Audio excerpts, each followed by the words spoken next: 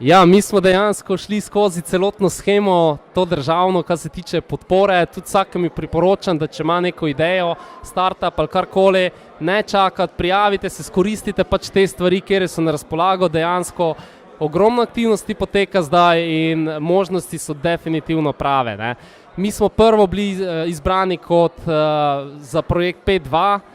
To pomeni cirka v mlado inovativno podjetje dobi v obdobju 3 let cirka 70 tisoč evrov in ta denarna sredstva so nam bila zlata vredna, ker v bistvu, ko nam je šlo najslabše, ko nismo več videli nekaj, ko smo imeli steno pred očmi, je glih ta pomoč prišla. In je to tisto financiranje, ki ni dejansko ne vem koliko, ampak dejansko ti premaga premostiti potem tisto krizno obdobje.